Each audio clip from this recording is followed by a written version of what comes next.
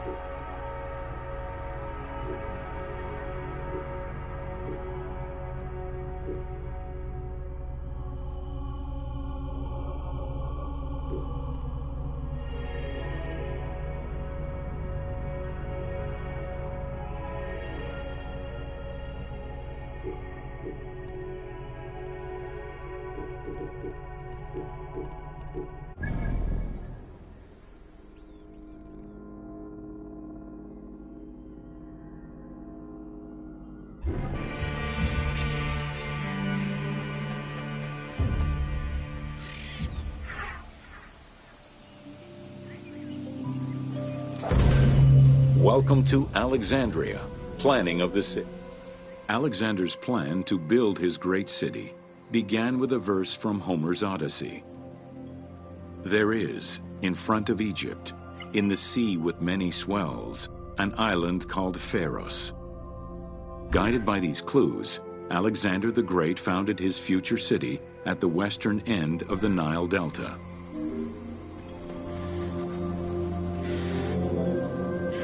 Though Alexander considered this location ideal for his great city, it presented considerable challenges. Too difficult to access during storms, the surrounding swamps threatened disease, and the limestone soil prevented the growth of healthy crops. However, due to the influence of his mentor Aristotle, Alexander the Great recognized that the true value was its strategic emplacement. Alexander knew that in controlling Pelusium to the east, Memphis to the south, and his crowning glory Alexandria to the west, he would create a triangular stronghold, allowing him to control the entire delta while giving him access to the Mediterranean. The Great Walls of Alexandria had a humble beginning. Lacking chalk to outline the future city's foundations, architects were forced to use flour instead. Clouds of migrating birds swept down and ate the flour, erasing the plans. This prompted Alexander to seek guidance from the oracles, who reassured him that his future city was destined to feed a large population.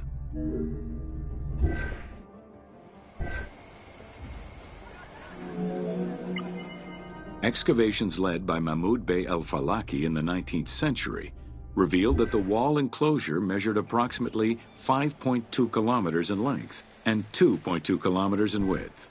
It was roughly 9 meters in height.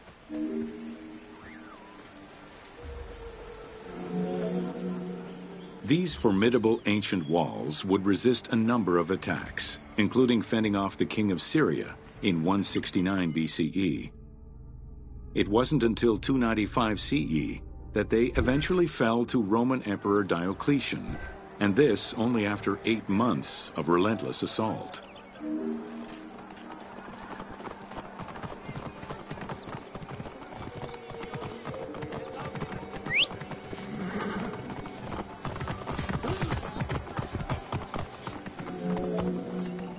Alexandria's principal architect, Dinocrates, chose a Hippodamian grid plan.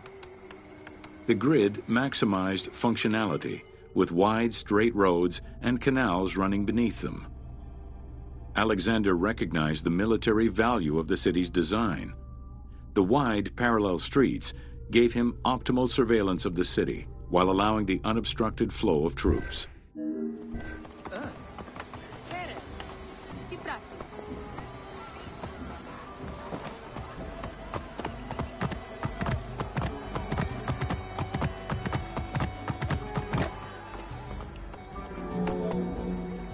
A central corridor ran from the Mediterranean's north port down to Lake Mareotis to the south. This thoroughfare acted as an unobstructed link for commercial trade and travel between the two ports. Many of the streets were bordered with grand buildings and parks, including Canopic Street, with its impressive gate bordering the eastern end.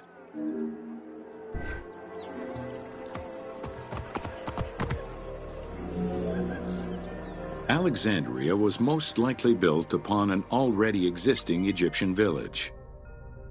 Upon its completion, the Egyptians reviled the city, refusing to call it by its founder's name. Instead, they called it Raked, the building, as a mark of disdain, which was later Hellenized into Rakotis.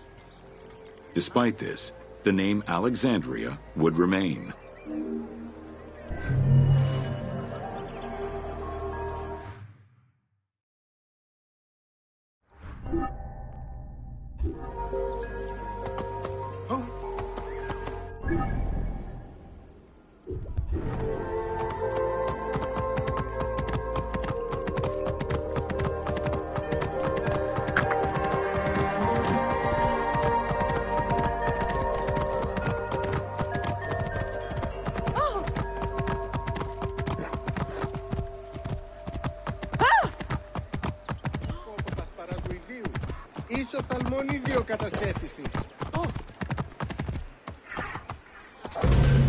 Welcome to the Moseion of Alexandria.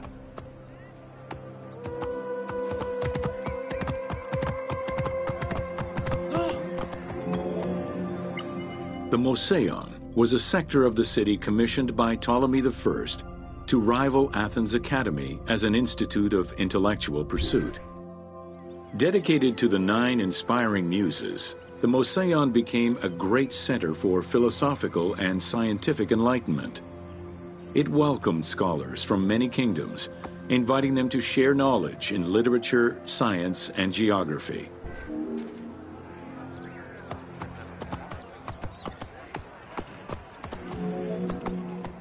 The Moseon was designed so that its buildings and grounds would accommodate free thinking, debate, and presentation. Meeting spaces and theaters surrounded a main courtyard. Expansive gardens were filled with exotic plants that aided in the study and supply of herbs and medicines. A zoo offered the study of animal behavior and physiology. Also among the Moseon's many star attractions was its astronomical observatory.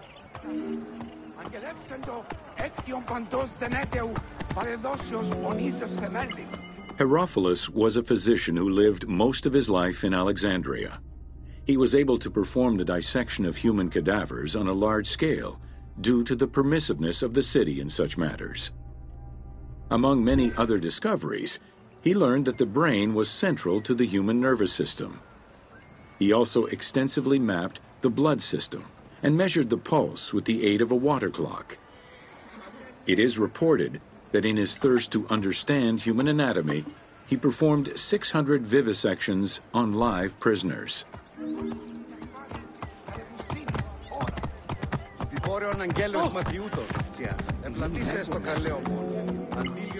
In order to be free to pursue their research, scholars were fed and housed at the Moseon at the government's expense.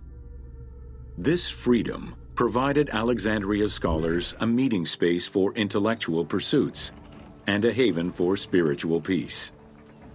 Though nothing remains of the original Moseon, it lives on as the legacy of our modern museums.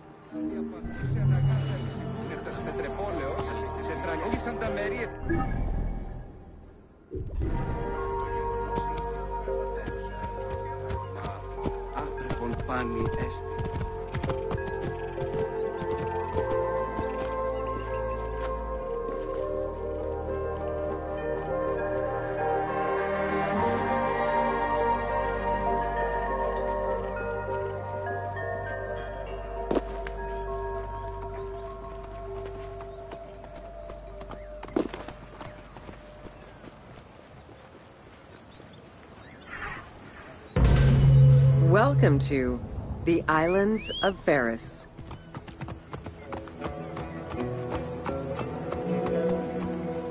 The Heptastadion was a bridge-like causeway connecting the island of Pharis to mainland Alexandria.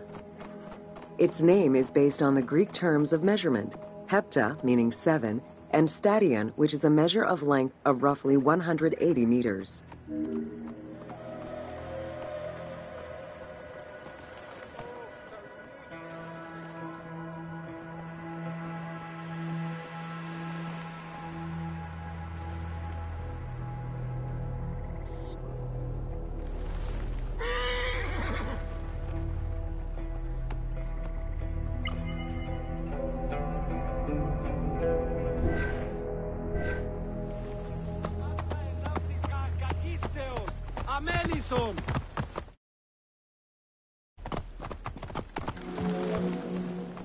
Since its construction would separate the Grand Port to the east and the port of Eunostos to the west, it was designed with channels at each end.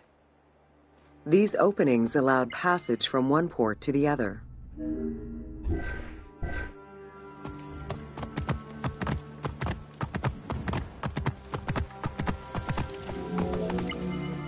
Along with creating separate harbors for the commercial and military shipping, the causeway served as a main aqueduct for the island's inhabitants. Its presence also helped protect the island and its ports from rough wind and sea currents. At the end of antiquity, the Heptastadion disappeared under layers of silt and soil, which formed an important sedimentary deposit.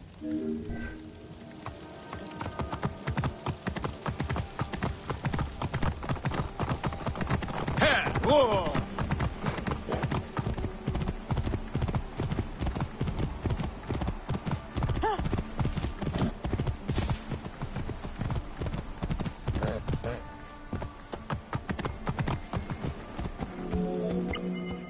While the Serapeum was the most celebrated of the temples in Alexandria, many other temples were built within the city.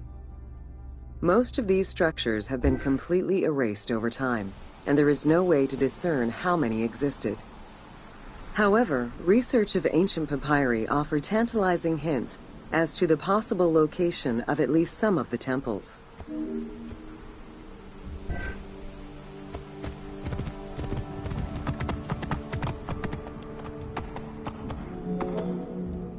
Both papyri and coins reveal evidence of many temples built for the gods.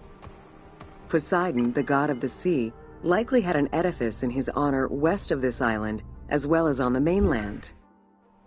This temple next to you is dedicated to Isis Pharia, the divine protector of the lighthouse. This location hosted annual celebrations in the month of April, known as the Sacrum Pharia, in connection to the lighthouse. In her incarnation as Isis Fortuna, the goddess carries a rudder and a cornucopia, both symbols of good luck for navigators.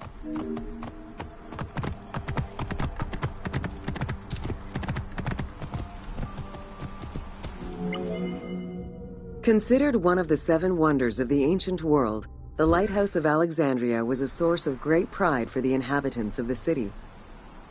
Construction began under Ptolemy I's reign and lasted 15 years. It was completed during his son's rule.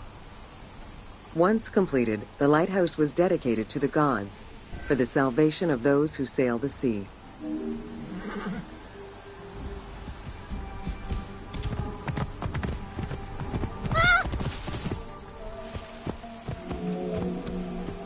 Built on the island of Pharos, the stone structure was 3 tiers set on top of one another in a step formation.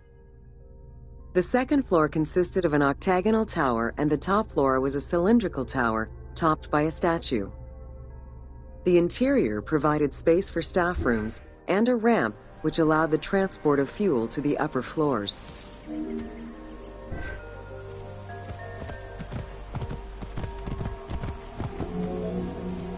Essential to safe navigation through the rifts and shallow waters, the Pharos was a functioning lighthouse with a beam reportedly visible 50 kilometers away. It's unclear what kind of fuel was used or how much. Any other details of how the light worked remain a mystery.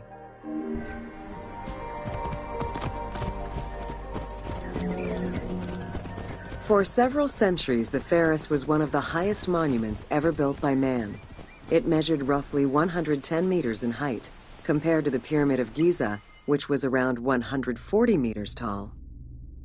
Gradually, the structure was eroded by earthquakes and then completely destroyed in 1480 CE, when a fort was built over it.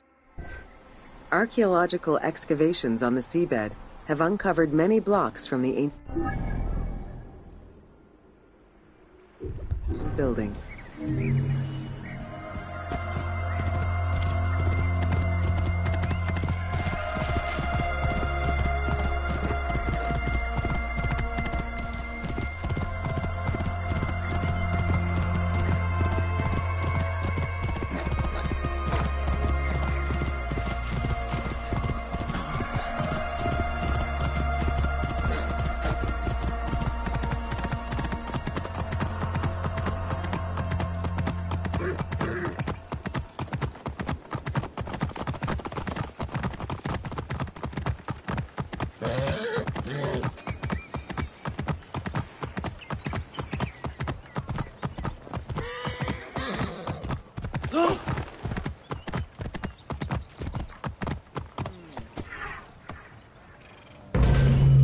Welcome to Education in Alexandria. The education of young Alexandrians did not differ from the one generally dispensed elsewhere in ancient Greece. At the age of 7, the child was taken in charge by a tutor, who then became responsible for instilling an elementary education as well as good moral principles.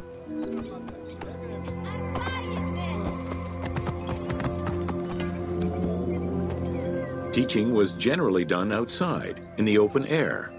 In the gymnasium, students were taught not only sports, but also topics such as rhetoric, philosophy, music, and poetry. all things deemed essential to one's education at the time.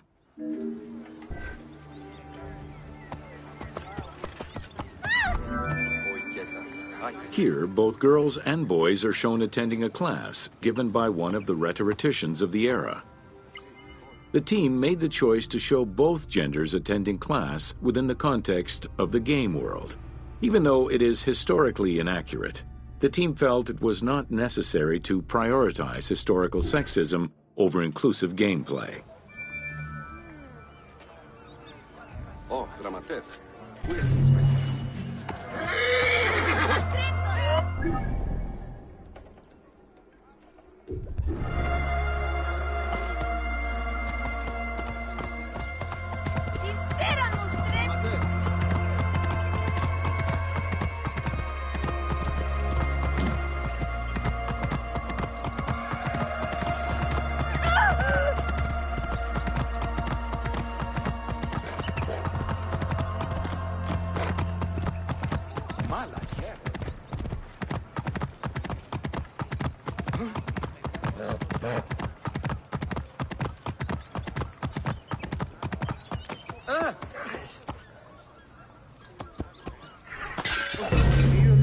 Welcome to the Siege of Alexandria.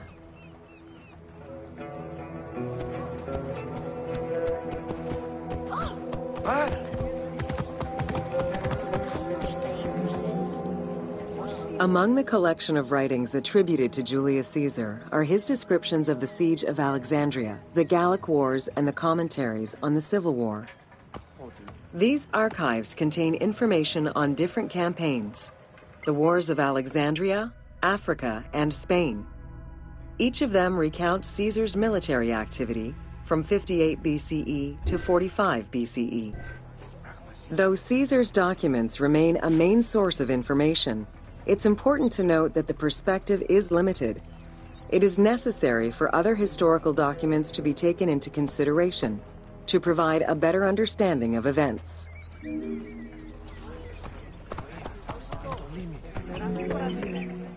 The Siege of Alexandria closely relays the events of the Civil War that led up to the event and describes how Caesar was besieged in the palace of the Ptolemies.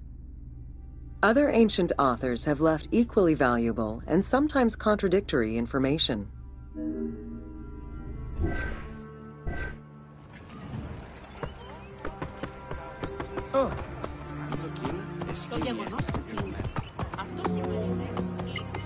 In the events leading up to the Siege of Alexandria, Cleopatra VII and her brother were fighting over control of Egypt. Young King Ptolemy XIII's regent, Pothinus, had firm control over the young pharaoh, and an outmaneuvered Cleopatra soon went into hiding. This set the stage for Pompey's arrival in Alexandria. Having lost his battle against Caesar in 48 BCE, the Roman general turned to his allies, the Egyptians, for safe harbor. But on the advice of Pothinus, Ptolemy XIII had Pompey assassinated in the hopes of earning Caesar's favor. This would turn out to be a most unfortunate decision.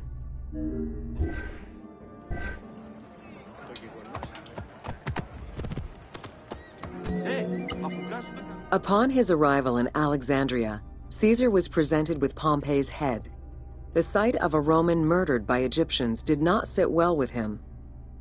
Caesar made his displeasure clear, ordering the return of Cleopatra, and for the siblings to resolve their differences and resume their co-rule of Egypt, as per the will of their father. Neither Pothinus nor Ptolemy XIII wished to accede to this demand. While doing his best to aggravate Caesar, Pothinus secretly plotted against the Roman ruler and sent word for Egyptian general Achilles to bring his 20,000 men to fight on his behalf. While Pothinus plotted against Caesar, Cleopatra made a bold move.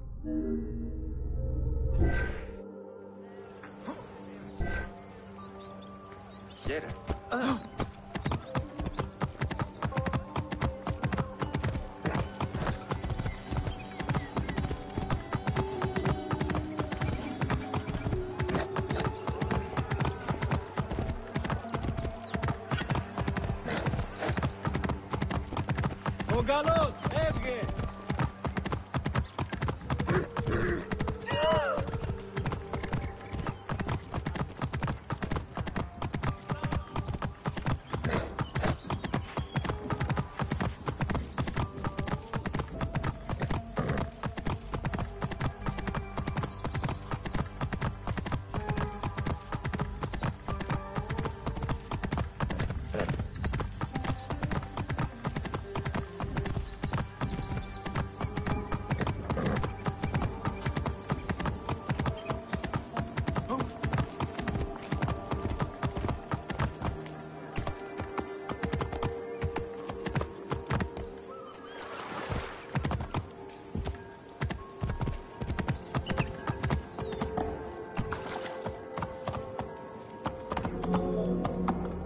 There are various descriptions of the encounter between Caesar and Cleopatra. One report states that she snuck into the palace alone at night. Another account claims she was accompanied by an ally and was brought inside the palace wrapped in a carpet bag. Though exactly what happened at this fateful meeting is up for debate, what is known is that Cleopatra met with Caesar and earned his approval. Pothinus and Ptolemy XIII were most vexed with this turn of events.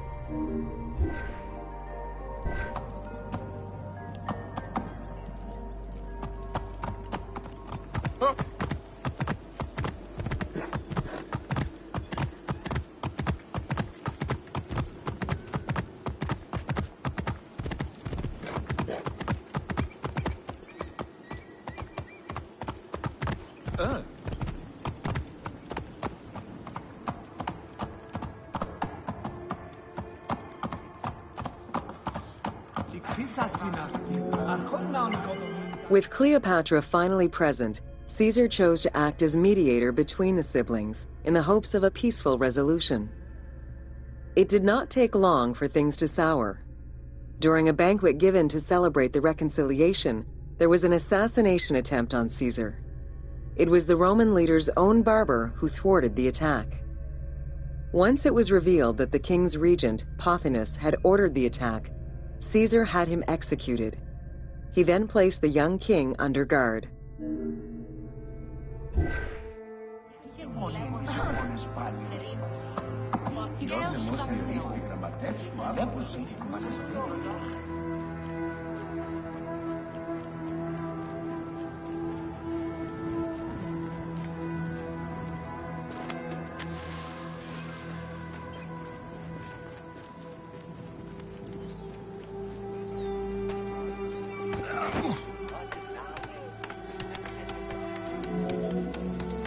Caught within the palace with roughly 4,000 troops, and with the knowledge that the arrival of enemy forces was imminent, Caesar sent for help from Syria, Rhodes, and Cilicia. He ordered his men to dig a ditch around the palace and build a wall leading to the harbor. This would ensure Caesar's access to the sea. When Egyptian General Achilles arrived in the city with 20,000 men, the battle for Alexandria began.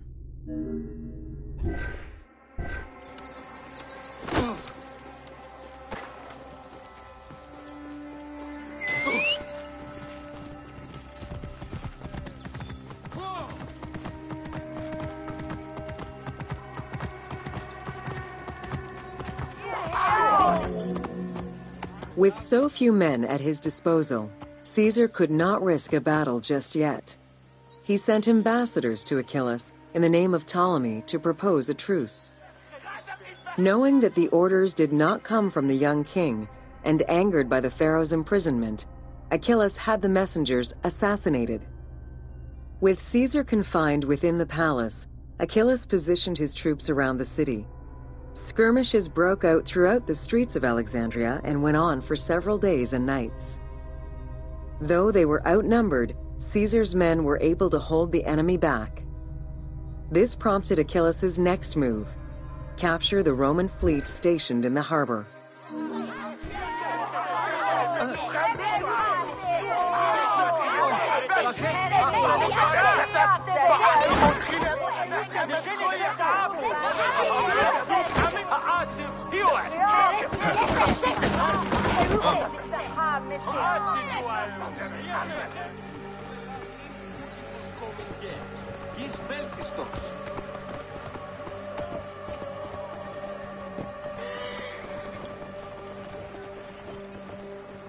Lux, sie lavni kriu hirneste.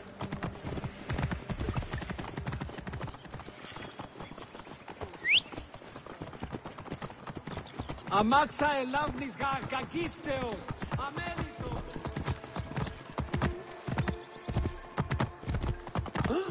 Η ιδιώτης ανθρώπων, ούκ έχει πέρας.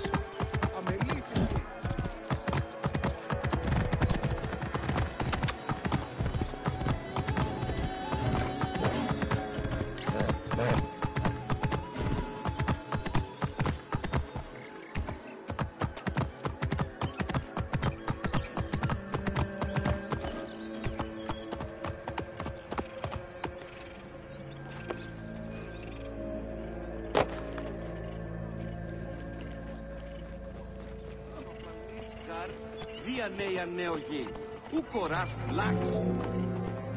Although the palace offered protection, losing the port meant the end of help and supplies.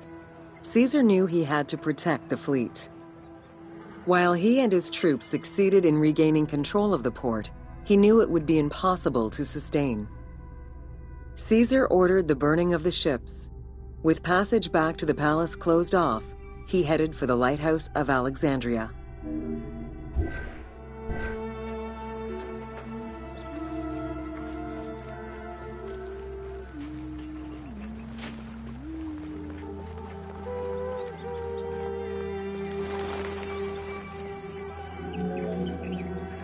Fighting their way through the Egyptian troops, Caesar and his men eventually reached Pharos Island.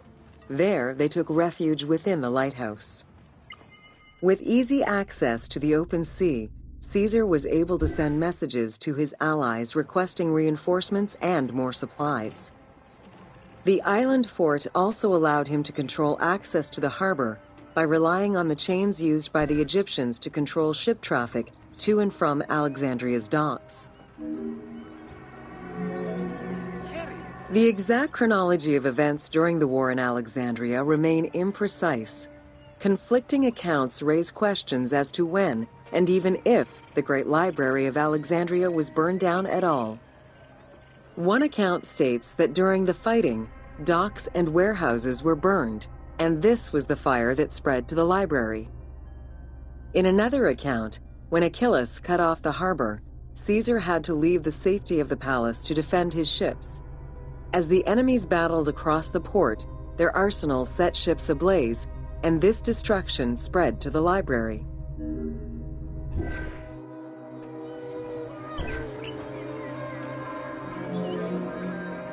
In either case, the Great Library was not completely destroyed. Experts point out that its location was too far from the harbor, and much later texts refer to the Great Library as being intact. Warehouses near the harbor contained manuscript copies awaiting export, and it is more likely that these documents were destroyed than the Great Library itself.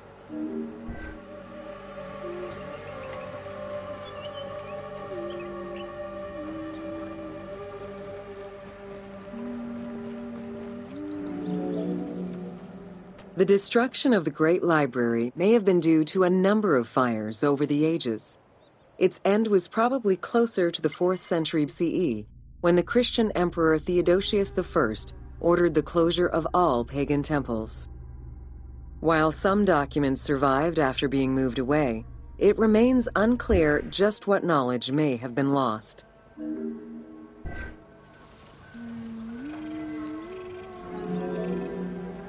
Where there are accounts of Achilles being in control of the battle against Caesar, it appears that instead Cleopatra's sister, siding with her brother, had him killed and put her ally Ganymedes in his place.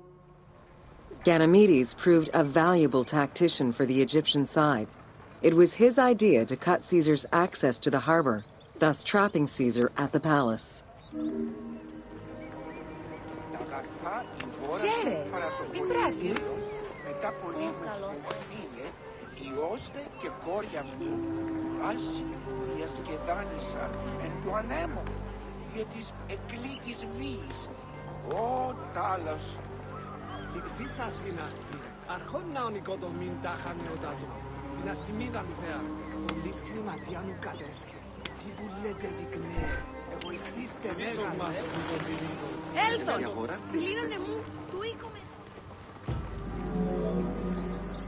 During the time of Ptolemy I, canals had been dug throughout Alexandria to provide fresh water. Ganymedes had his men take control of these canals. After isolating their own water supply, he had his men pour salt water into the canals and cisterns that led to Caesar's camp.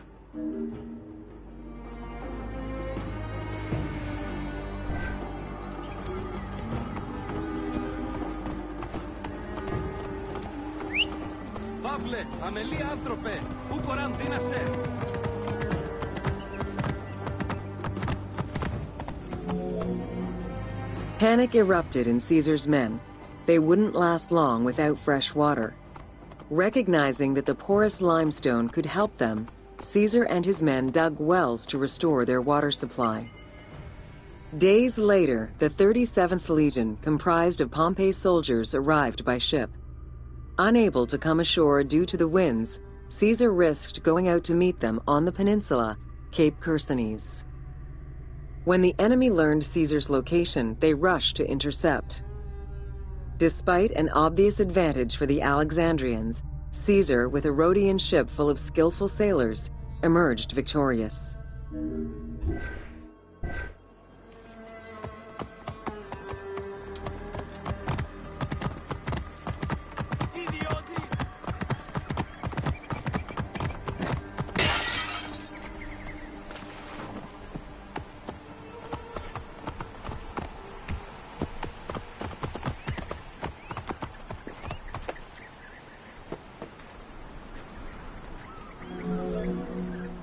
With help from the Allied ships, Caesar's victory enabled him to push the Egyptians back and secure the lighthouse.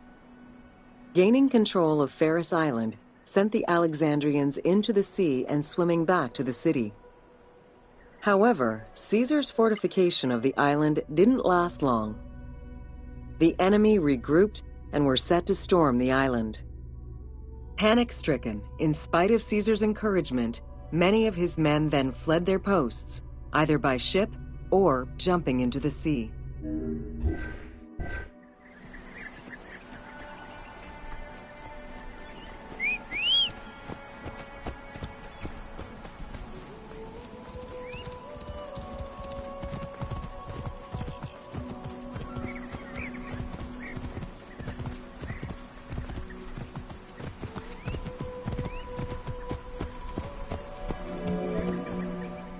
Caesar attempted to retreat, but Port Eunostos' harbor was overrun with enemy ships, preventing escape.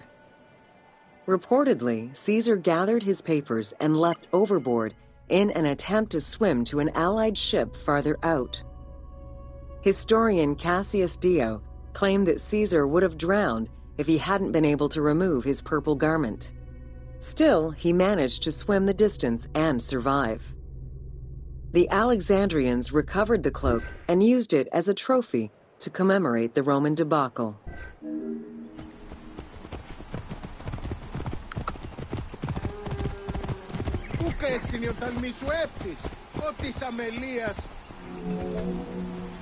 Unhappy with Ganymedes and wanting their king restored, the Alexandrians approached Caesar with a compromise. Caesar agreed to release Ptolemy XIII after entreating him to spare the kingdom and remain loyal to Rome. Once freed, however, the king defied the agreement and continued the war.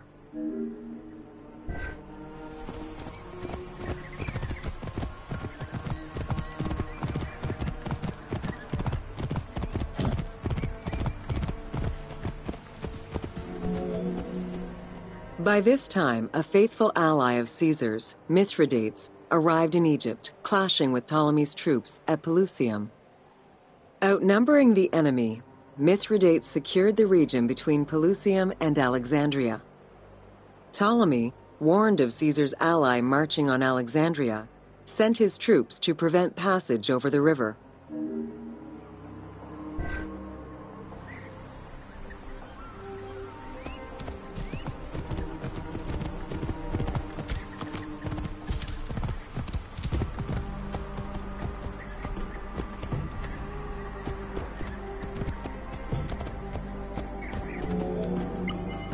By this time, a faithful ally of Caesar's, Mithridates, arrived in Egypt, clashing with Ptolemy's troops at Pelusium.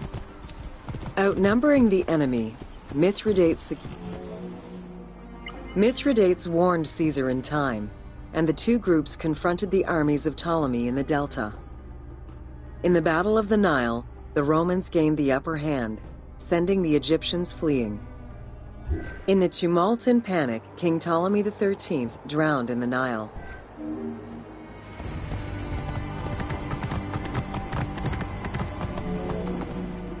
After the siege ended, Cleopatra VII married her younger brother, Ptolemy XIV, enabling her to reign over Egypt until 30 BCE. Under her rule, Alexandria settled into its position within the Roman Empire and eventually surpassed Athens as one of the most important cities in the Roman Empire. Julius Caesar remained in Egypt for a short time. He and Cleopatra would later have a son named Caesarion.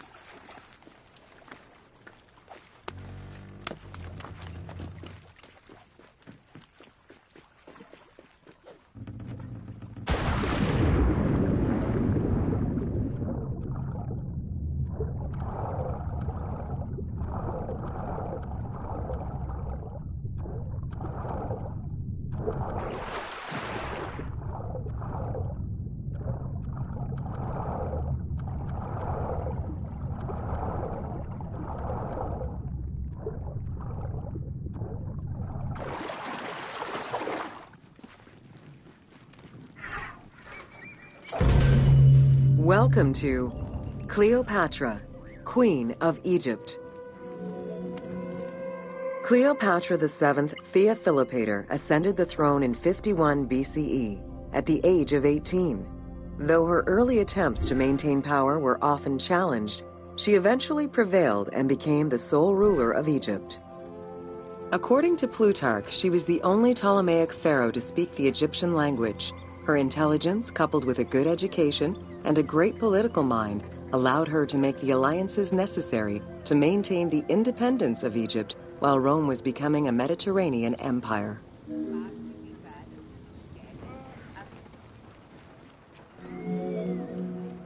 It is important to understand that Cleopatra's knowledge of Egyptian language and keen understanding of the culture allowed her to make powerful ideological referents that resonated with ancient Egyptians.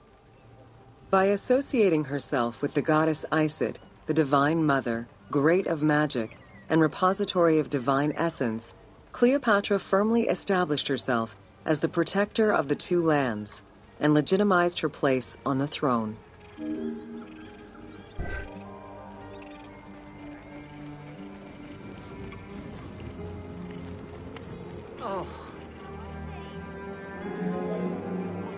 Upon his death in 51 BCE, Ptolemy XII Aulus bequeathed his kingdom to his daughter and eldest son, Cleopatra VII and Ptolemy XIII. As was custom, the siblings were married. The new pharaoh was 10 years old, his sister wife 17.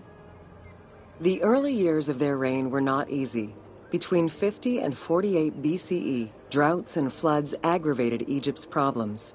General Achilles and the royal advisor Pothinos kept intervening in the young ruler's political decisions, and eventually colluded to turn Ptolemy XIII against Cleopatra. By 48 BCE, Cleopatra was in exile.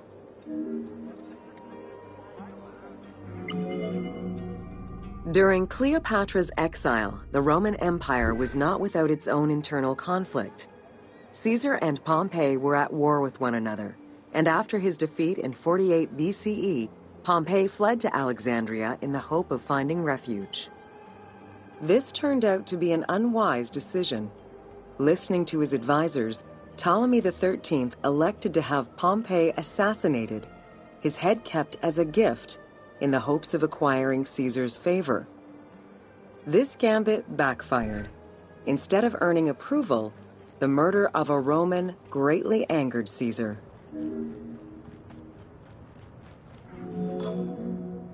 Cleopatra, aware of Caesar's anger against Ptolemy for the murder of Pompey, decided to take advantage of the situation. She returned to Egypt in secret, hoping to establish an alliance with one of the most powerful men of the time. Outside of the legend, where she had herself smuggled into his quarters in a carpet, what exactly happened during that fateful meeting remains a mystery. However, Caesar seemed to see a better ruler for Egypt in Cleopatra than in her young and too easily influenced brother.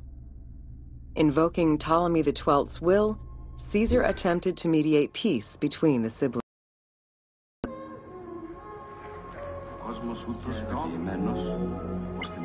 Ptolemy XIII was enraged by the turn of events, and his advisors were none too happy to see Cleopatra return. Urged on by General Achilles and Pothinos, the young pharaoh plotted against Caesar and Cleopatra, resulting in the siege of Alexandria in 47 BCE. It was in March 47 BCE that Caesar defeated Ptolemy XIII's forces. The young pharaoh drowned in the Nile after having fled the battlefield. With her opponents dead or powerless, Cleopatra married her other much younger brother, Ptolemy XIV, and finally claimed the throne of Egypt for good. The end of the Alexandrian War also cemented the romantic and political alliance between Cleopatra and Caesar.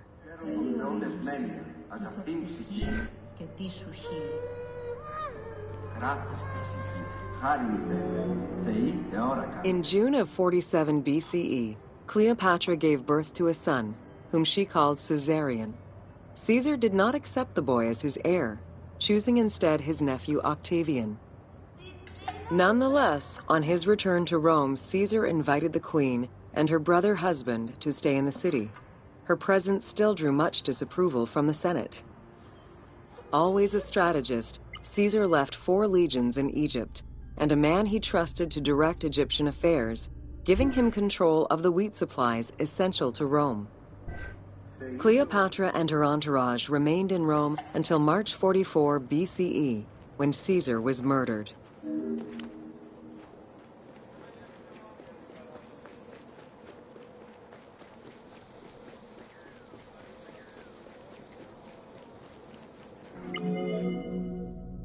Caesar's most faithful ally, Mark Antony, often visited the Queen of Egypt during his stay in Rome.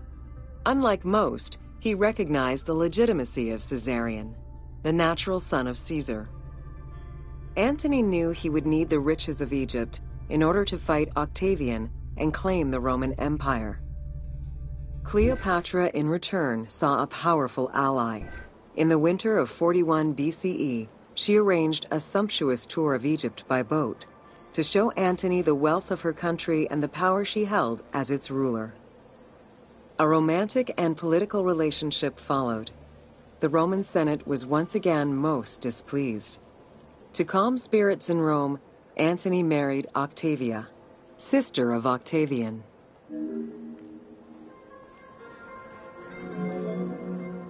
Despite his marriage to Octavia, Antony remained Cleopatra's lover, and she gave birth to their children. Cleopatra increased her kingdom's territory and started a political propaganda alongside her lover in Egypt and beyond.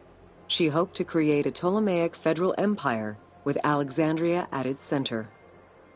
Antony eventually repudiated his Roman wife for the Egyptian queen, much to the dismay of the Roman elite. However, while Mark Antony focused on Egypt, Octavian carefully gained military and political ascendancy over him in Rome.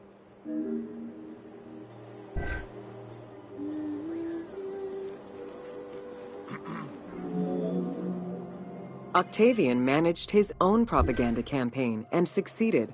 The Roman people hated Mark Antony and Cleopatra. To avoid the censure still inherent in attacking a fellow Roman, Octavian simply declared war against Egypt.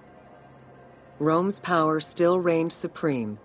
The powerful Egyptian fleet, led by Cleopatra as well as Mark Antony's forces, were defeated in 31 BCE in Actium. Octavian arrived in Egypt in 30 BCE to formalize his victory.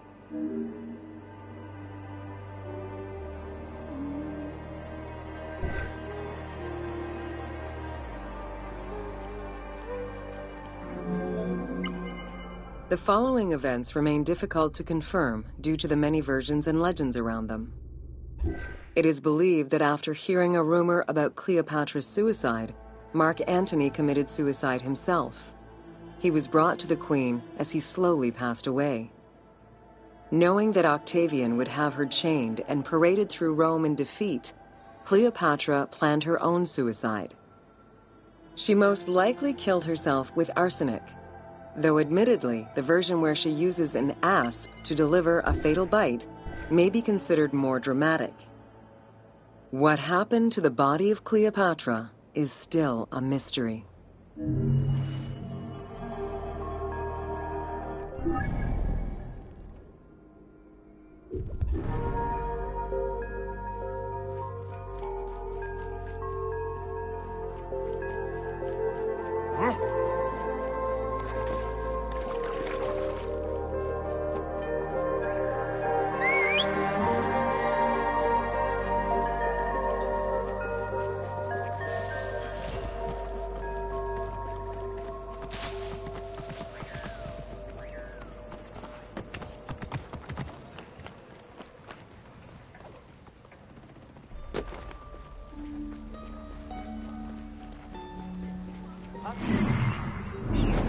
Σχόλια της αγώς στην φιλαργυρία.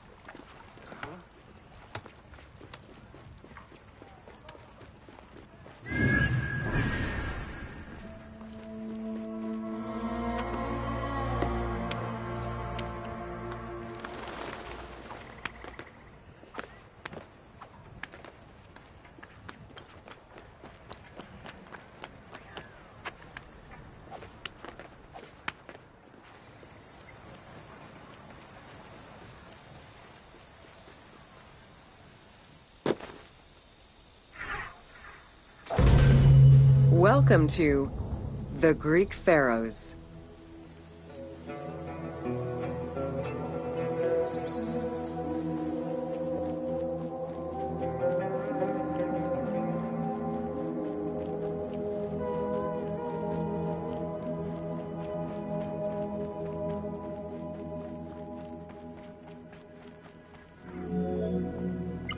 Pharaohs were considered divine incarnations of the gods. As an avatar of the gods living on Earth, the pharaoh's role was to preserve fundamental values and universal harmony by removing chaos, Isfet, and ensure that justice, Mot, prevailed. The pharaoh, by divine ancestry and through multiple offerings, was the bond that unites the world of men to the world of the gods and allows the maintenance of the cosmic order.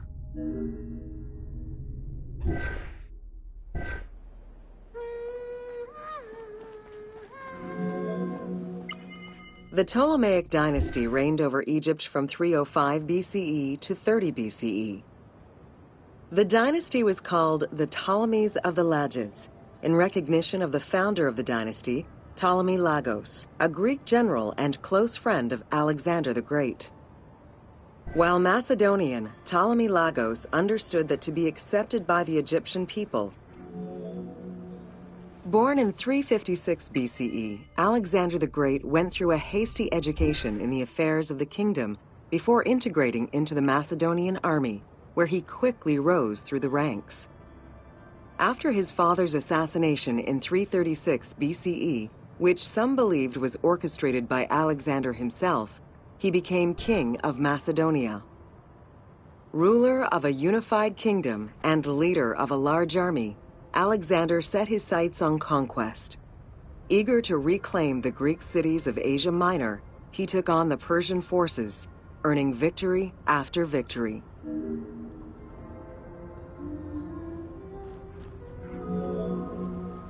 Ever victorious, Alexander the Great marched on, laying siege to city after city until he reached Egypt, where the Persians were defeated yet again. Viewed as a liberator by the Egyptian people, Alexander decided to become pharaoh in due form. He traveled to Thebes to make a sacrifice to Apis, then went to the oasis of Siwa, where he was proclaimed son of Amun. Officially pharaoh of Egypt, Alexander spent much of the winter there and founded the city of Alexandria. Perhaps not coincidentally, being pharaoh allowed Alexander to spread propaganda to prepare further conquests. He resumed his military campaigns in 331 BCE. On his deathbed in 323 BCE, Alexander the Great gifted the satrapy of Egypt to Ptolemy Lagos. Perfectly aware of the value of Egypt, Ptolemy ensured not only the stability of the country's borders, but also its economic and military development. At the same time, he worked with the Egyptian elite to maintain the internal order of the country.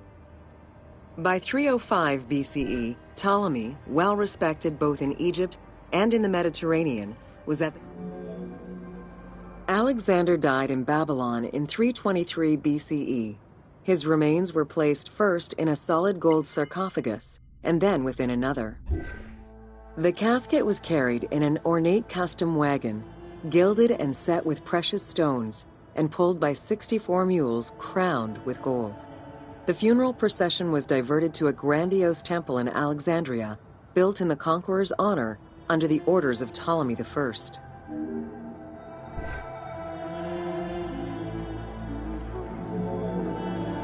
Julius Caesar visited Alexander's tomb at the capture of Alexandria, and the Roman Emperor Augustus reportedly placed flowers there. However, though many powerful leaders claim to have visited it, the tomb's location has gone missing from history. Some accounts do state that the golden coffin was replaced by a glass sarcophagus, probably by Ptolemy X. It is also implied that Cleopatra may have plundered the tomb in a time of financial crisis.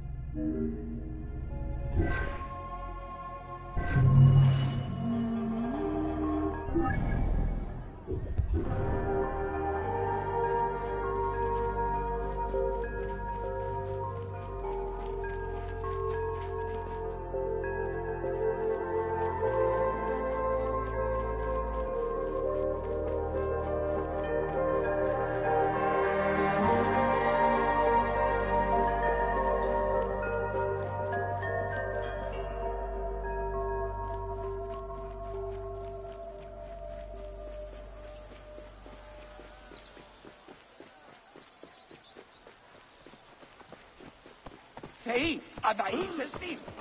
Ο καλούς είναι αιώνος από...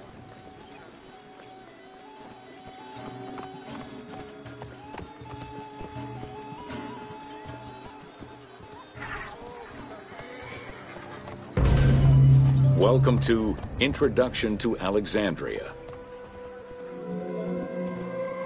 After conquering Egypt in 331 BCE, Alexander the Great decided to build a new city, which, as per his habit, he named after himself.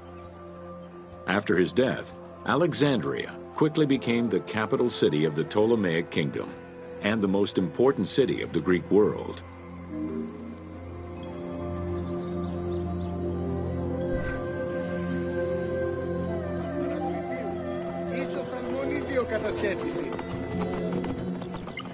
The city was built between the Mediterranean Sea and Lake Mareotis, which resulted in Alexandria becoming a crucial cultural hub and trading center.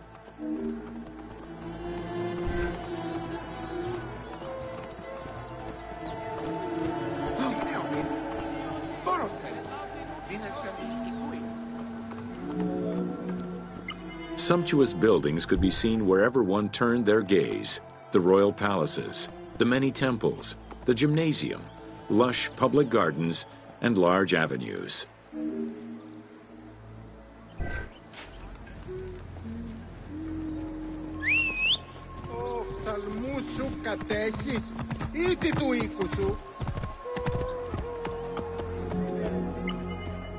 With its incomparable beauty and advantageous geographic location, Alexandria attracted foreigners, intellectuals, and traders. One of the most cosmopolitan cities of the ancient world, Alexandria supplanted even Athens as the most important Greek city in history.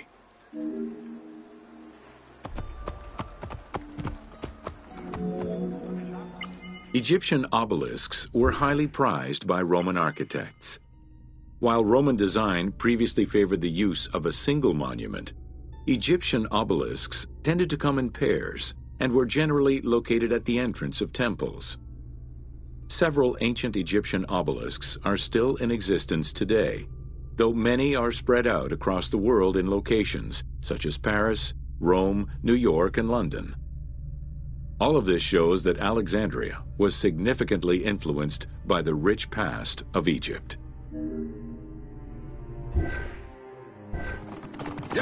Yeah. Francis, Καλό. Αδαΐσεστη. Γνώση είναι λάβη. Δεν πόποτε κατέχεις. Alexandria had several main streets. Its most famous artery was the Canopic Way. It was lined with sumptuous buildings, houses, and temples, and was roughly 8 kilometers in length. This street was one of the most important shipping entrances to Alexandria and often hosted processions and festivals.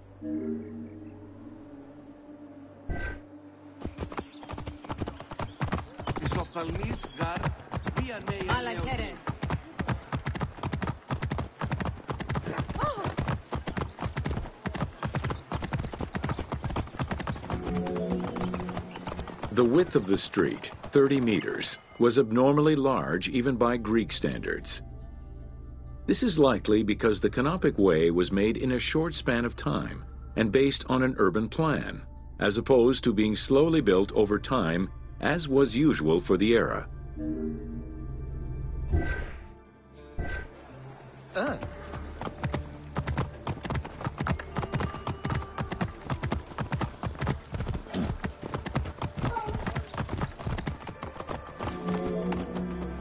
The Canopic Way originated in the western cemeteries, skirted the gymnasium, and then exited the city to head east through massive doorways towards Canopus.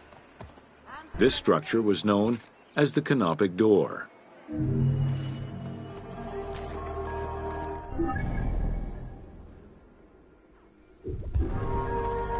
Idiotin! Ελάβει μου γιγνώστης!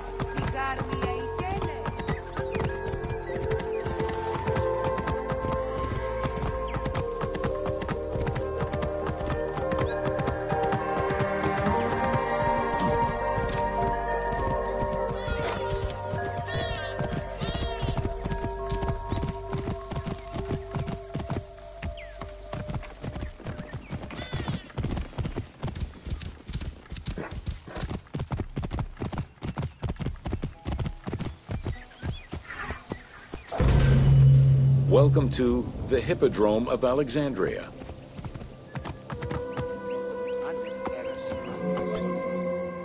The main hippodrome of the city was called the Legeon, in honor of Lagos, the ancestor of the Ptolemies. Alexandrians were great lovers of horse racing. They were fascinated by the rivalry of these races, the agon, as it was said at that time, that every competition brought. It was a struggle for glory.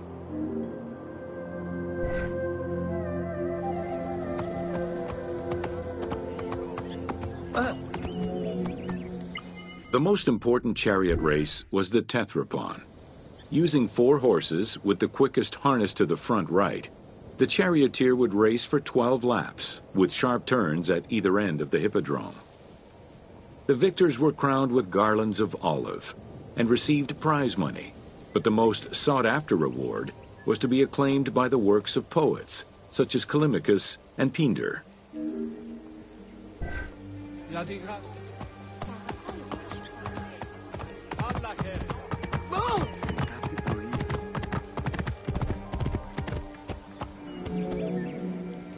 Ye hymns that rule the lyre, what god, what hero, aye, and what man shall we loudly praise? Verily Zeus is the lord of Pisa, and Heracles established the Olympic festival, while Theron must be proclaimed by reason of his victorious chariot with its 4 horses, Theron, who is just in his regard for guests, and who is the bulwark of Acragas, the choicest flower of an auspicious line of sires, whose city towers on high, bringing wealth and glory to crown their native merits.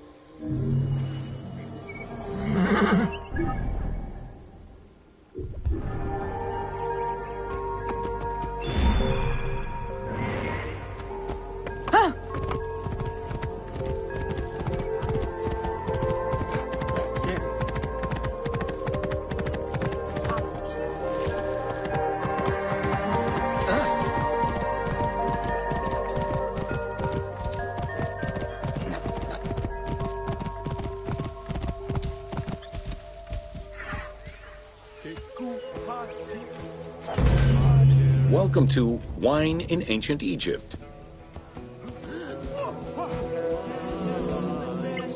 When the god Horus lost his eye in a war with Seth, the ancient Egyptians believed the eye turned into a vine, and the vine's tears became wine.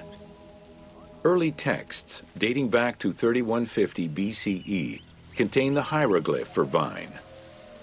Regarded as extremely valuable, wine was highly sought after by the elite. It was also an essential part of many religious ceremonies.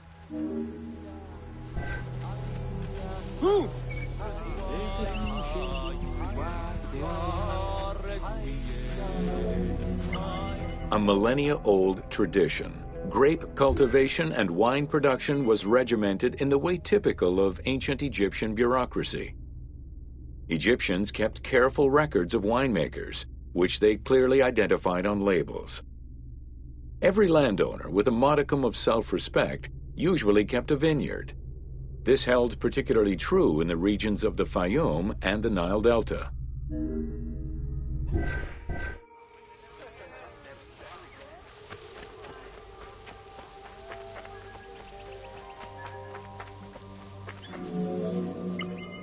Documentation shows that only certain craftsfolk were allowed to provide the containers required to store and transport wine.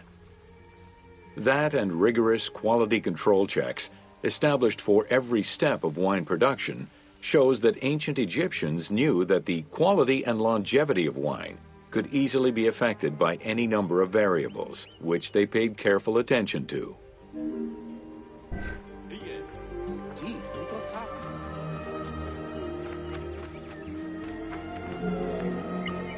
Egyptians had different kinds of wines, most of which ranged in quality from good to very good. The sweet shadé, to which honey had been added. The soft negem, obtained by drying the grapes in the sun. The ma, reserved for religious ceremonies. And finally there was the peor, the mediocre rated wine, resulting from the second pressing of grapes and reserved for a less discerning palate.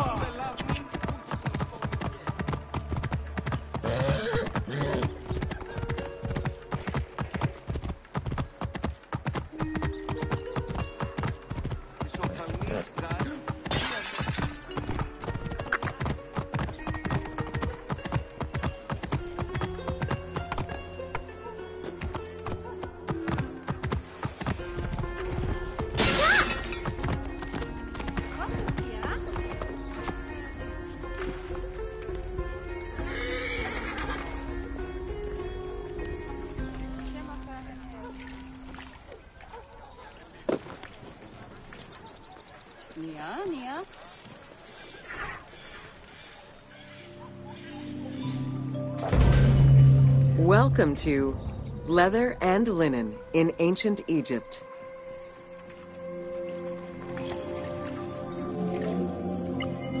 Tanning, a process which dates from prehistoric times, was present although not highly valued in Egypt due to the heat. Leather was reserved mainly for things such as sandals, leather bags, dagger sheaths, quivers, and other similar items. Leopard hides, unlike regular leather, were highly valued and usually worn by priests.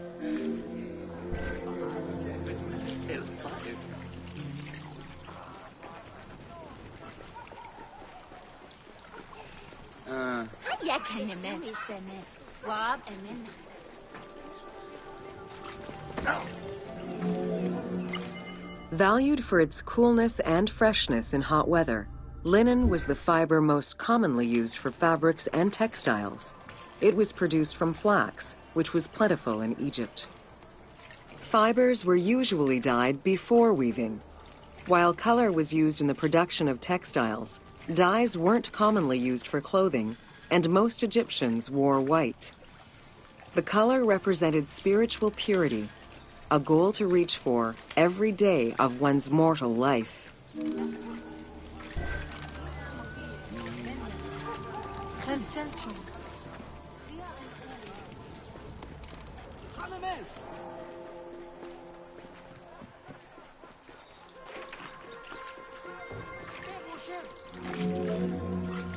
Various shades were achieved using woad, a dye produced from the leaves of Isotis tinctoria. The plant was cultivated for this purpose within the Nile Delta and allowed for the creation of various colors. For example, different maceration times of the leaves would result in colors ranging from red to green, while adding in limestone shifted it to blue. During the Greco-Roman period, other ingredients were found, resulting in a wider range of colors.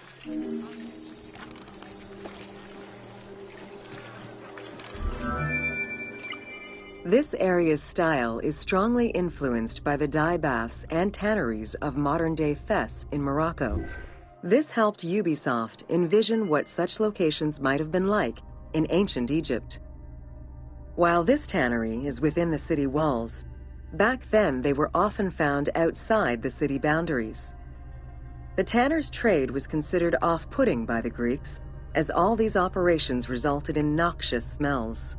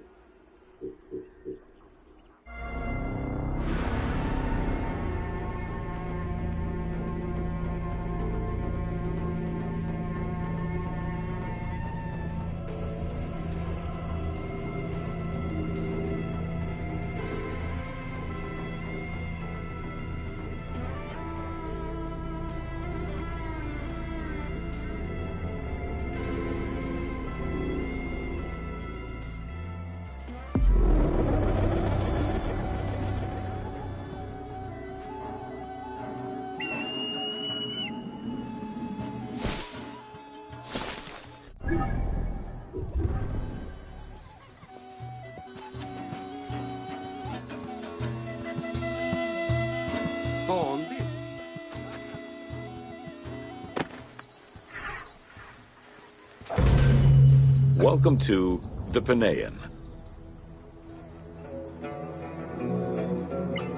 The Panean was a temple built in honor of the god Pan, divinity of nature. This Greek god, often represented as a half-man, half-goat, with a beard, horns, and goat's hooves, was considered the protector of shepherds and herds. Pan's attribute was his namesake musical instrument, the pan flute. His temples were usually located in caves and on high mountains, and were frequented by shepherds. It is likely that Mediterranean cults adopted the imagery of Pan to symbolize the Christian devil. To give proper honor to the god, Alexandrians built an artificial hill upon which they housed his temple to compensate for the flat relief of the city. The artificial mound had the shape of a spinning top or a pine cone, which was accessed by a spiral staircase. The top had a panoramic view of the entire city. Only such heights would be fitting for a mountain god.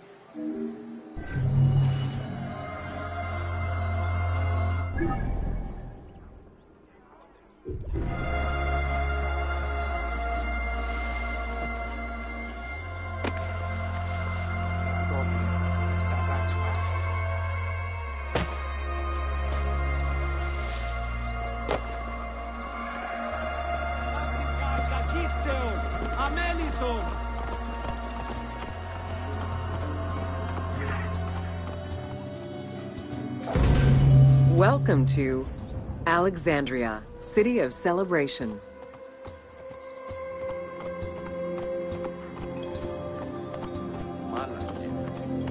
How shall I sing of thee, brightly shining one? Like most Greek cities, Alexandria offered multiple forms of entertainment. Most were related to cults, religious practices, and the festivities surrounding those practices. Among those festivities, the most important ones were the dynastic celebrations, instituted in honor of the deified Ptolemaic kings and queens. These celebrations could go on for many days and included sacrifices, offerings, processions, and public banquets. How shall I sing of thee, brightly shining one?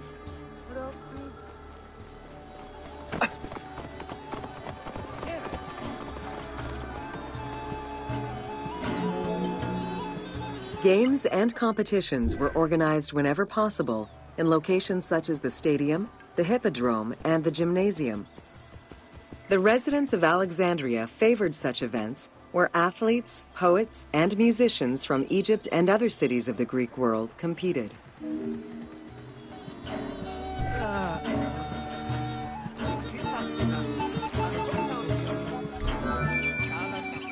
Like all good Greek cities, Alexandria had a theater.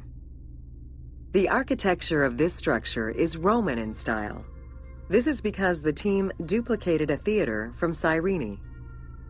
Roman theaters were usually semicircular and built from scratch on a flat area with structures designed to enhance oration. Greek theaters were more oblong in shape, similar to a horseshoe, and favored the slopes of natural hills to support their acoustics.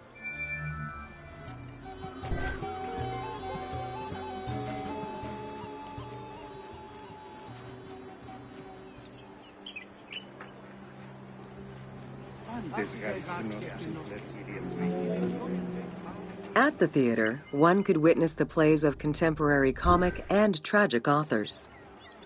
The play you are witnessing below is Menander's Dyskolos, more commonly known as the Grouch, a late and popular entry in the Greek comedies.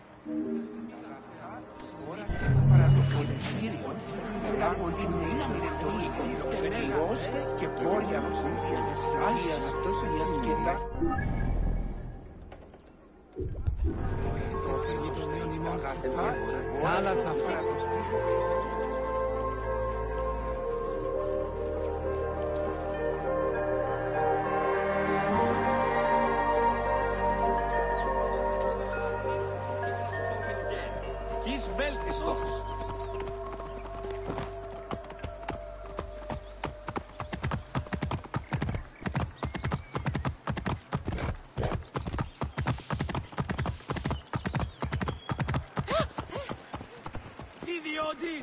And lovely nookie, Nostis! Welcome to the Great Library of Alexandria.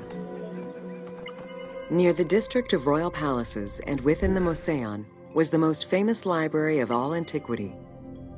The Library of Alexandria was built to house all of human knowledge. At its pinnacle, the library was believed to contain over 700,000 parchments.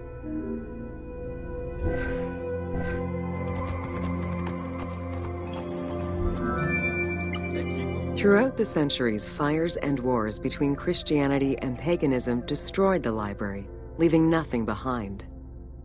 The loss of the building, and more importantly, its vast collection, is immeasurable. As no descriptions are available, the team's rendition of the Library of Alexandria was inspired by the visuals of the Library of Chalcis at Ephesus.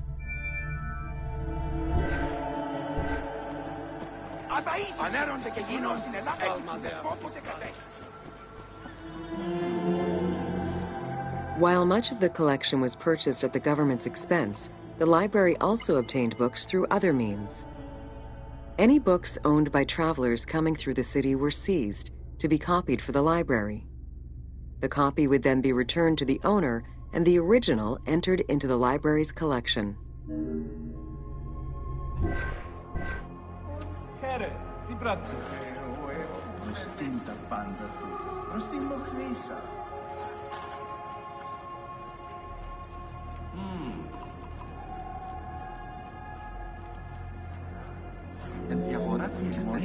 Alexandria offered unrivaled intellectual and cultural attractions. Eminent scholars from Athens, Rhodes, and other Greek centers traveled to the city to learn and engage with other free thinkers. Both the Moseon and the library were at the center of groundbreaking ideas and creative expression.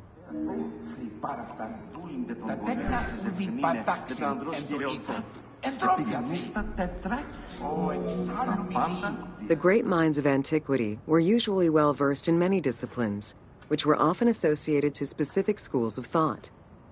The Peripatetics, the Stoics, and the Cynics were among the most well-known schools of the time. It is clear that Alexandria lived up to its fundamental role as a city for intellectuals, nurturing many great minds whose impact reverberates through our modern world.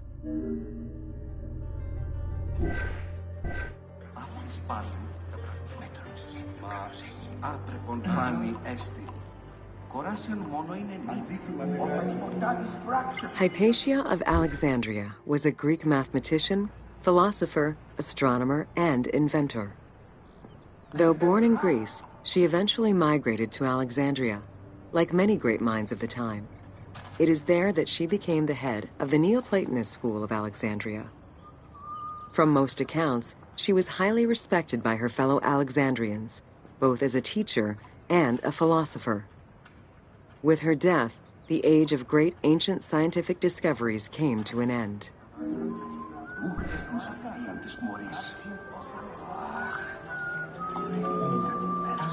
Callimachus was born in Cyrene and educated in Athens. After his studies, he moved to Alexandria to work in the Great Library.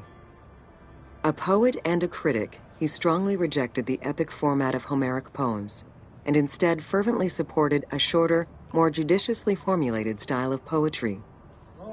His epigrams and elegiac poems were emulated by later poets. His work was extremely popular, second only to Homer's own works.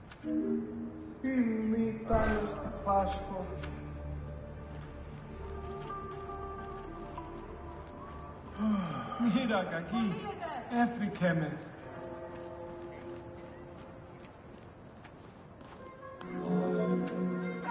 It was in Alexandria that mathematician Euclid, the father of geometry, wrote the Elements, laying out the foundational work of what would become modern algebra and number theory. Euclidean geometry would become one of the most influential systems in the evolution of mathematics.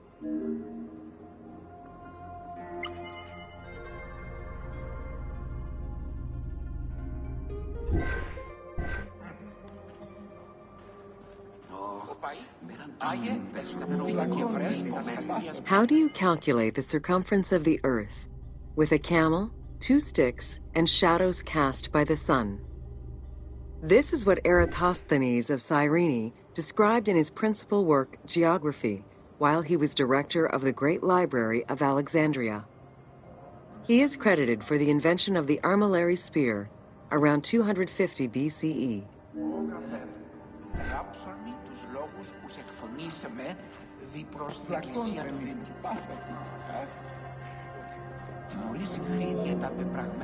The earliest known and most complete armillary sphere of antiquity was the Meteoroscopion of Alexandria, with an imposing 9 rings compared to the 3 or 4 of most other astrolabes. Known as the zodiac krikatoi amongst the Greeks, the Meteoroscopion was used to determine the location of celestial bodies around the Earth.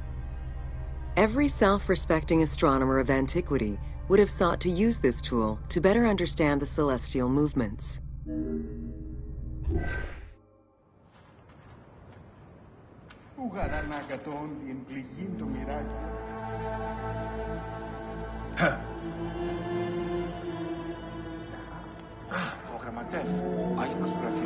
Pythagoras of Samos was a well-known and respected philosopher and mathematician. He is best known for the Pythagorean theorem. However, there is proof that the theorem existed in Babylonia and India long before Pythagoras was born, casting some doubts as to who exactly originated the theorem.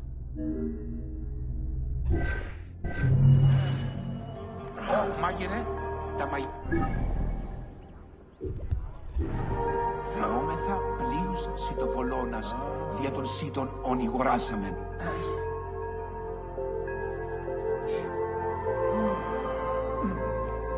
Ο Παΐ, Άγιε, εστιν αποθήκη και ταχθιδινός. Ιου, κακής τη πράξης. Ευχαριστώ τον Θεό.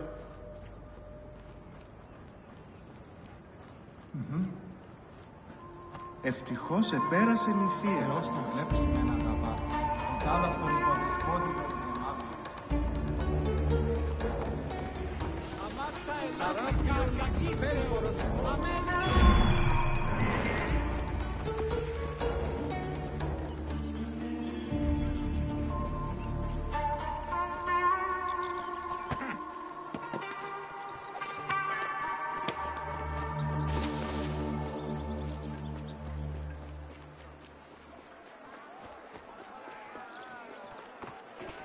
Οφθαλμούς σου κατέχεις ή τι του οίκου σου.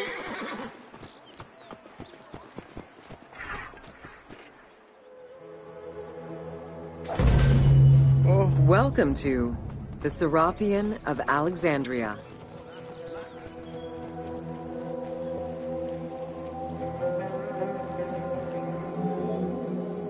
In a city of numerous magnificent attractions, the Serapeum was considered to be the most beautiful temple of Alexandria. Located southwest of the city on a small hill known as the Acropolis, the sanctuary was constructed during the reign of Ptolemy III, upon foundations which had existed since the reign of Ptolemy I Soter.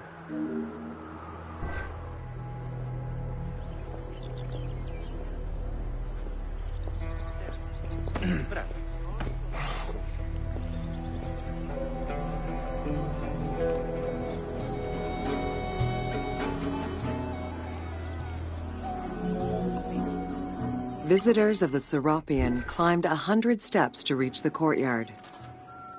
Libraries were installed in the porticos surrounding the square building, with its roof and columns adorned with gold and gilded bronze. Pharaohs were generous to the temple, as were several Roman emperors after Egypt's conquest. An inner temple housed the statue of Serapis, dedicated to healing the sick.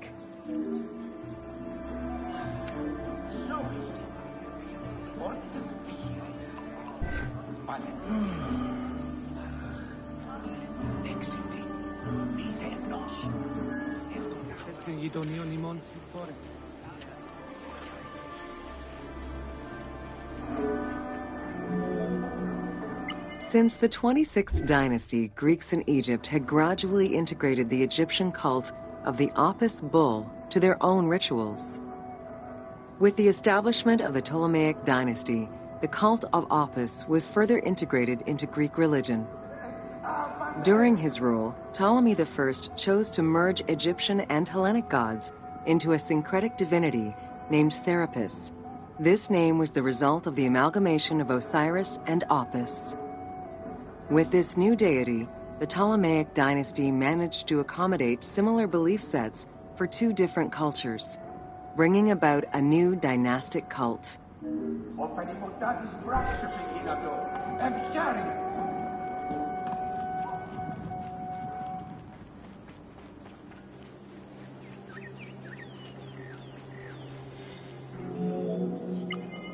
Serapis was also associated to other deities, including Asclepius, a Greek god of healing. It is possible that, as with the Serapis Temple of Canopus, the sick would visit this sanctuary, sleeping there overnight in the hopes of being healed within its hallowed halls.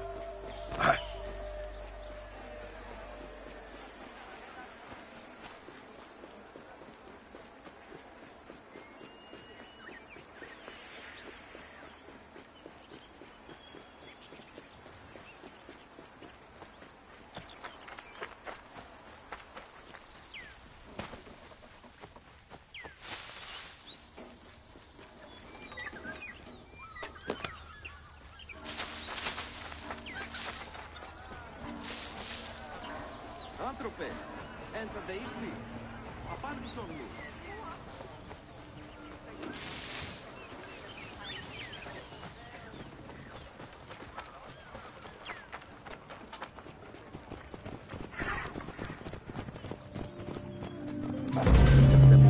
Welcome to Alexandria, a commercial hub.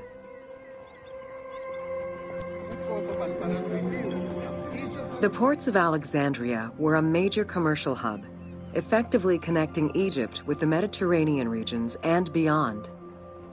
A tremendous amount of materials and goods flowed through the city on a daily basis. The large port market was called the Emporion. It was there that merchandise was traded by the ship owners, called nakliros.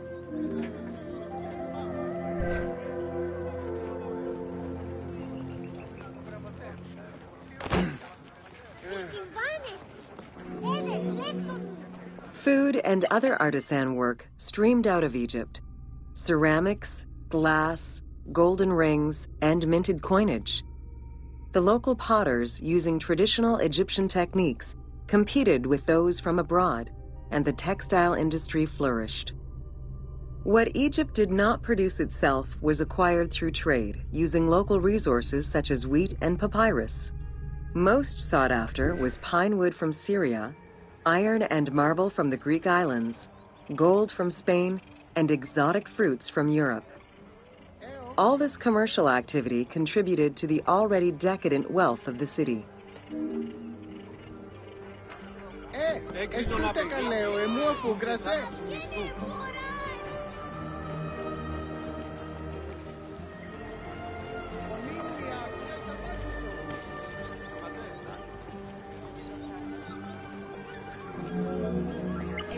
The wood imported to Port Mareotis through Alexandria's seaward ports was used in the nearby shipyards.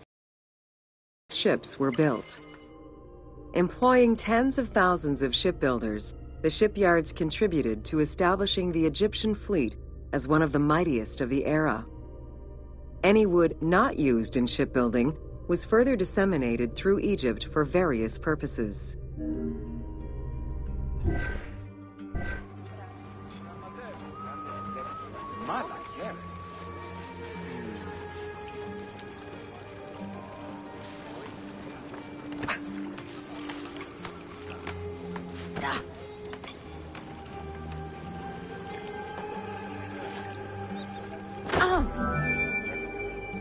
The southern port of Lake Mareotis was the biggest in Alexandria. Save for a branch angling westward, the lake's size in the Ptolemaic era was roughly 40 to 50 kilometers from north to south. Its waters were maintained by a steady runoff from the Nile. In addition to the lake, a man-made canal was created to assist in the transfer of goods from the city to the port using barges, though it is not represented in the game due to its size.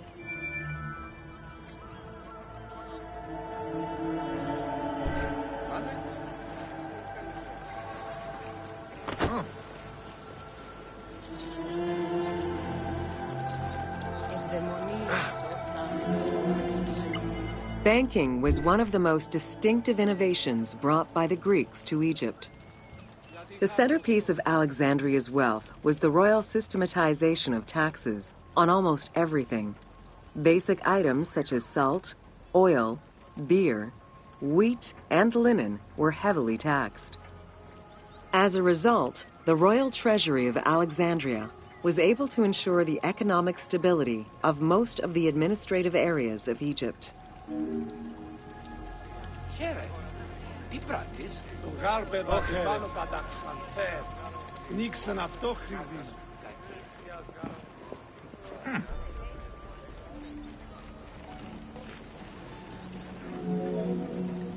By the late 12th century, the channel feeding the lake from the Nile silted up. Lake Mareotis lost its connection to the Mediterranean, as well as most of its water, as the lake slowly evaporated to a fraction of its former size. In modern times, Lake Mareotis is being kept alive through irrigation. However, only about 17% of its original size remains.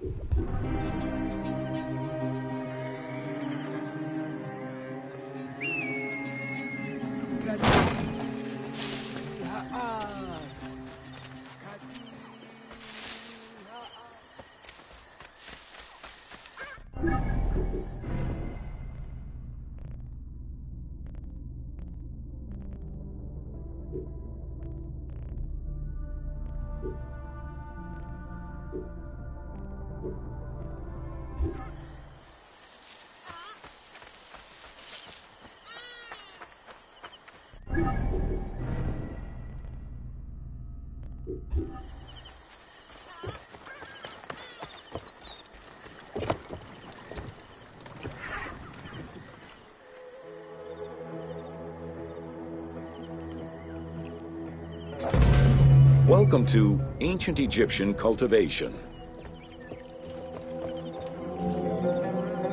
The new grain types of the Ptolemaic period required a great deal of water. Farmers needed to ensure they had effective, consistent irrigation. The Nile's rising and receding waters naturally irrigated most of the crops. Areas where the Nile didn't reach, such as gardens and vegetable plots, required an irrigation tool known as the shadoof. The shadoof allowed easy transport of water from its source. It consisted of a tall wooden frame with a long pivoting pole and suspended bucket. The system could be raised and lowered with little effort.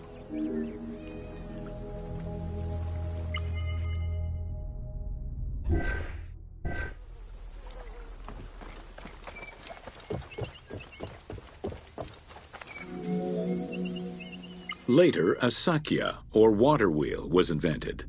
The sakya needed animals to turn the wheel, which rotated buckets through the water. It drew the water to an elevation of 3.5 meters and enabled a great deal of control over the irrigation process. This improvement supplied larger areas and thus resulted in larger harvests.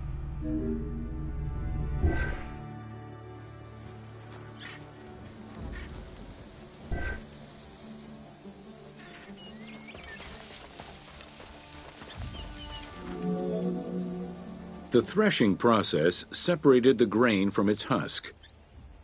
Workers would spread the ears on clean ground. Oxen, cows, or donkeys were then guided back and forth to trample the grain. This continuous movement worked the grain loose while preventing the animals from eating it. Unwanted chaff and straw were swept away, or gathered and added to the mud used to make bricks, to make them stronger.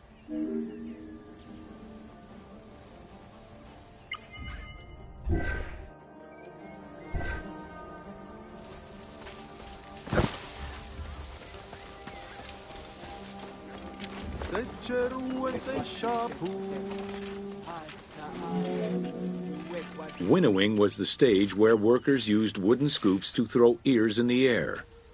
The wind carried off the chaff, leaving the heavier seeds to fall to the ground. This action was repeated until the undesired materials were sifted out. Grain waste was mixed with manure or other organic substances to produce brick-shaped dung loaves that could be easily burned. A standardized brick size enabled Egyptians to mass-produce this byproduct and use it as a commodity.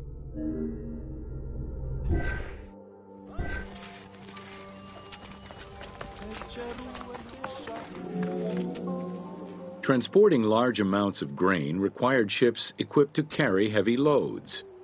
These goods were moved during the Nile's flooding season, when the river was deep enough for large ships. The transports stopped at checkpoints to accommodate customs and police controls, as well as for technical requirements and weather conditions.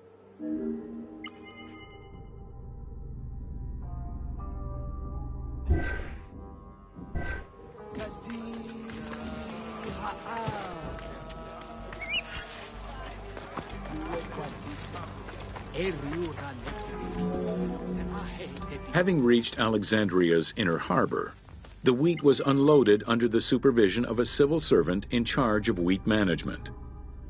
Portions were distributed to Alexandria's city market, and the remaining stockpile was either exported or stored in warehouses.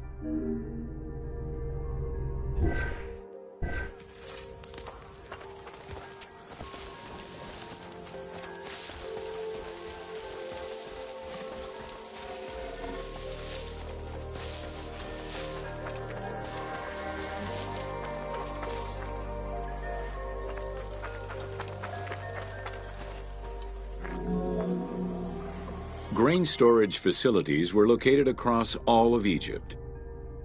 Temples and institutions had large silos, while individual houses had storage sheds. In some houses, arched cellars were built into the foundations. These watertight chambers were accessible from the ground floor through a trapdoor. Royal granaries acted as the storehouse and distribution centers, and managed state payments to civil servants, soldiers, and the police. Though plastered on the inside, silos weren't completely sealed, and so remained susceptible to mice infestations.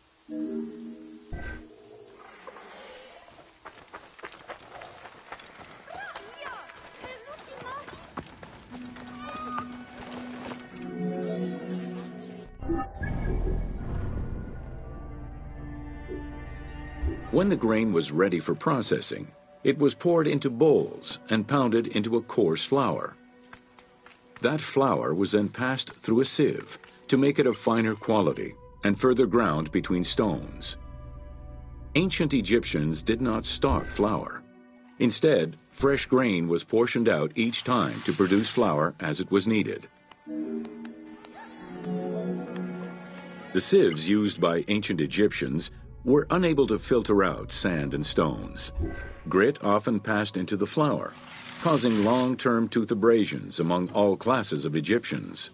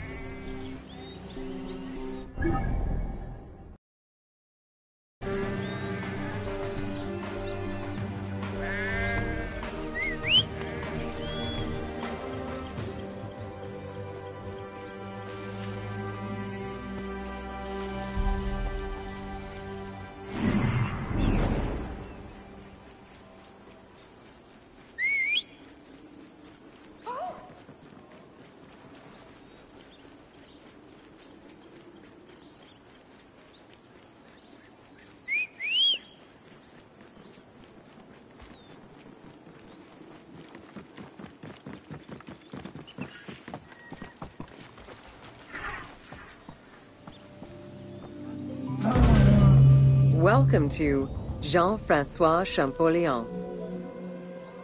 Between the 5th century CE and the Renaissance, knowledge of hieroglyphs was entirely lost.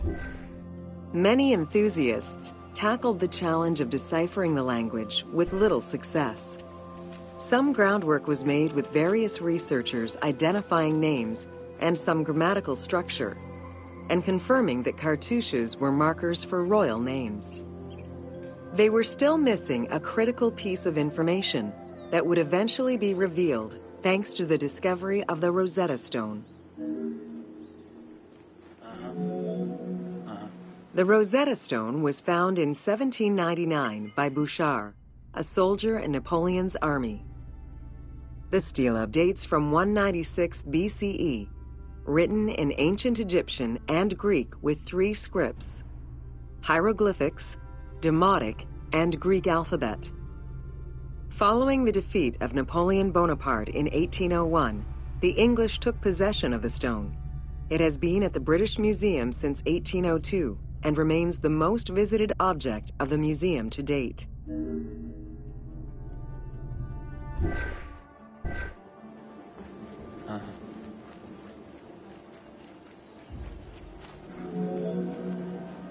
The first translation was of the Greek section only in 1803. It detailed a decree of Pharaoh Ptolemy V, reminding the citizens that their pharaoh had led Egypt to prosperity.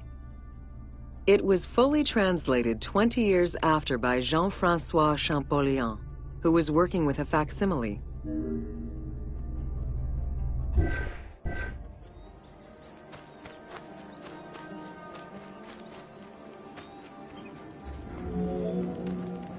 Through his studies of the stone, Champollion was able to make a critical observation that would unlock the whole mystery: that hieroglyphics were not only ideograms, but also phonograms.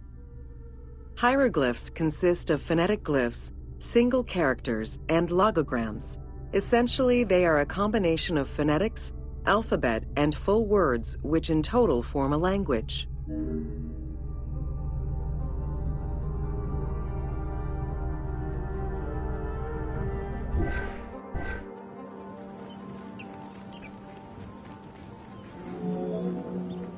While studying the stone, Champollion realized that there was a difference in the number of hieroglyphic characters in relation to the number of Greek characters for the same word. This led him to believe that hieroglyphs must have phonetic characteristics. This was the first step to unlocking the Rosetta Stone's secrets.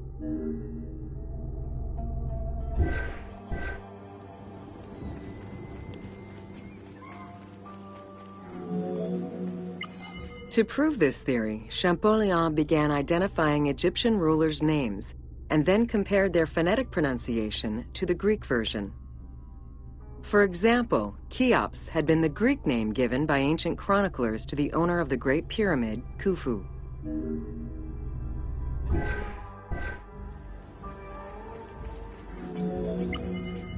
The next step for Champollion was to confirm that his approach was verifiable by using the Philae obelisk as an additional reference. Engraved in the obelisk are two inscriptions in Egyptian hieroglyphs and Greek.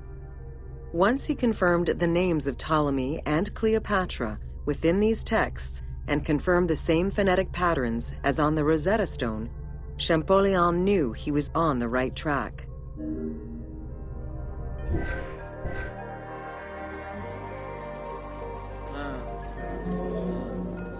Champollion had already mastered several ancient languages when he took on deciphering the Rosetta Stone.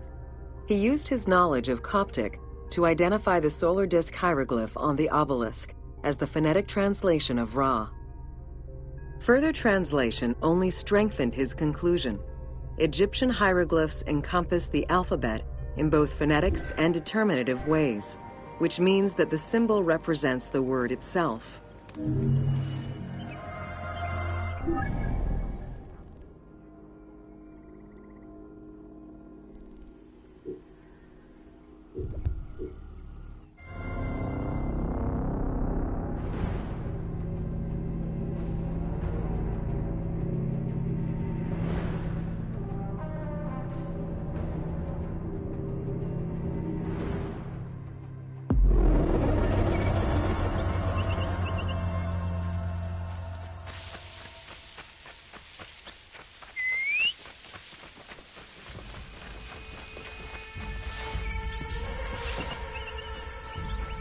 If you have some time, check out Alexandria.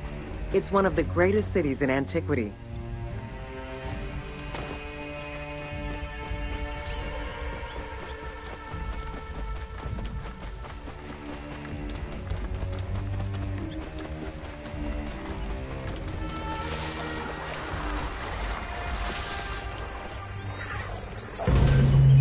Welcome to Flora of Ancient Egypt.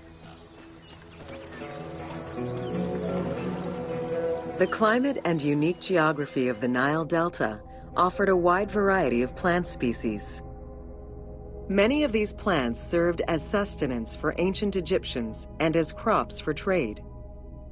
The Nile's consistent seasons allowed Egypt to sustain itself for centuries.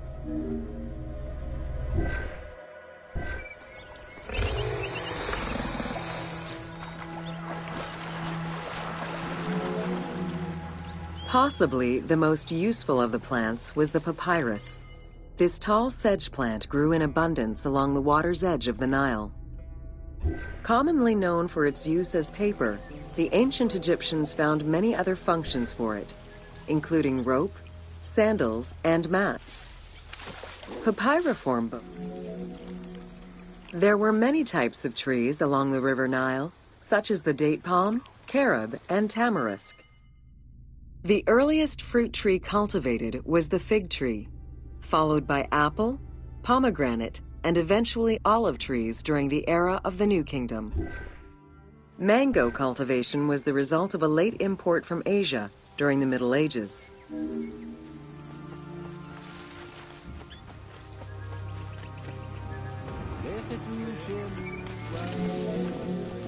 Some trees were associated with gods, such as the acacia with Horus.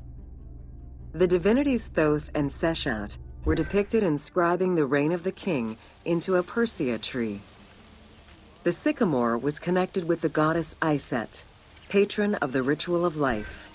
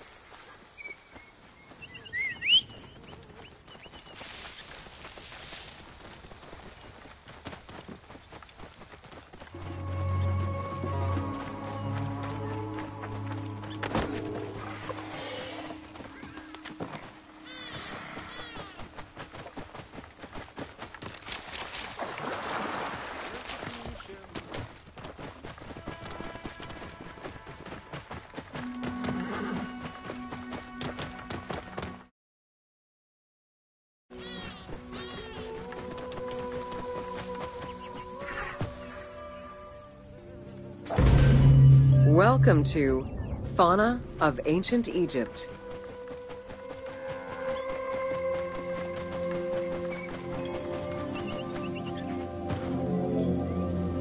Both domesticated and wild animals were features in ancient Egyptian bas-reliefs as early as the First Dynasty.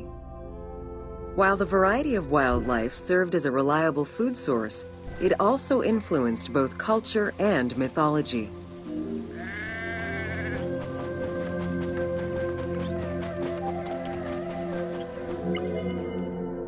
Egypt's terrain allowed for a diverse range of animals, including panthers, rhinoceroses, elephants, and many variations of antelopes.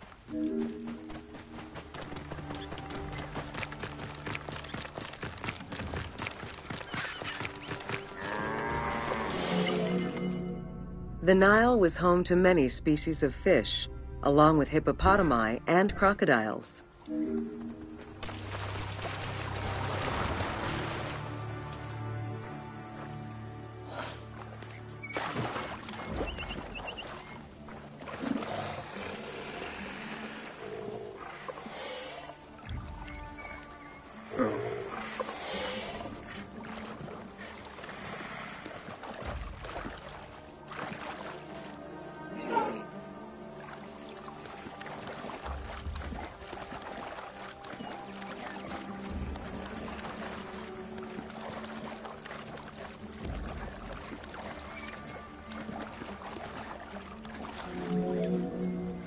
The wide variety of birds that populated the riverbanks, from raptors and waterfowl to songbirds, were all cataloged within Egyptian hieroglyphic signs.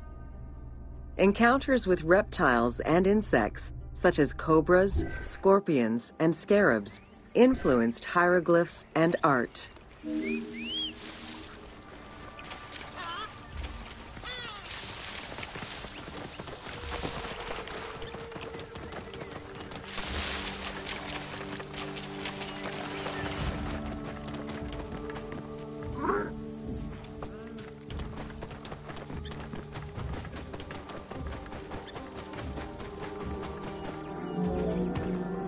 While all animals had sacred meanings, lions in particular represented power and royalty to ancient Egyptians. They were so prized by pharaohs that they were hunted to extinction within Egypt.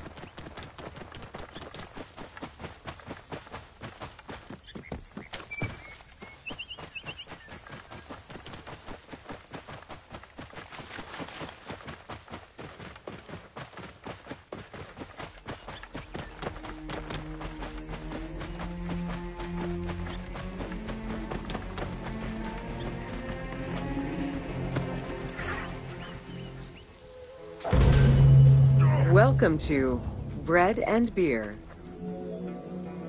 While the Mesopotamians invented beer, including using a straw to avoid the sediments and herbs, ancient Egyptians perfected the brewing method.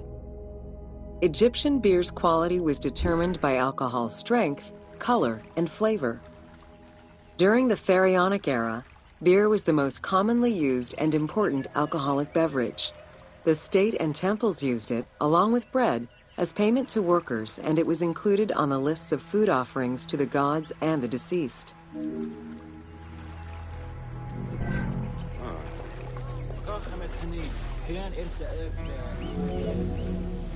Beer was the popular drink of ceremonies and festivals. The Festival of Drunkenness was even dedicated to it.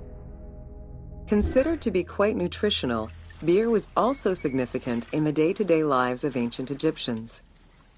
Egyptian adults and children consumed beer with all of their meals, and medical texts include hundreds of remedies that contain beer. It remained the most popular alcoholic beverage until the Roman era.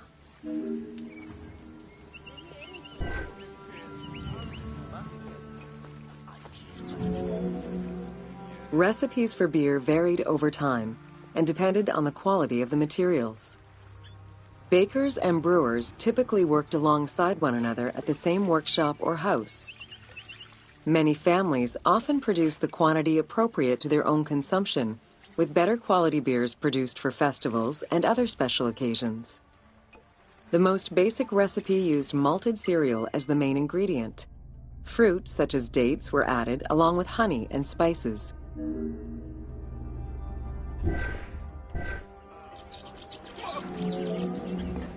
Once baked, bread would be crumbled into the brew to start the fermentation process. Adding grain enzymes would break down the starches, turning them into sugar and creating a thick mash.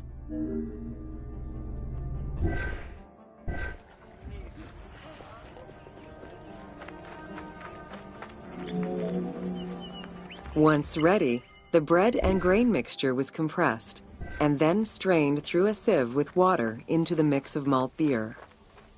Once fermented, the beer mash was transferred to large containers and again compressed by foot or with pestles.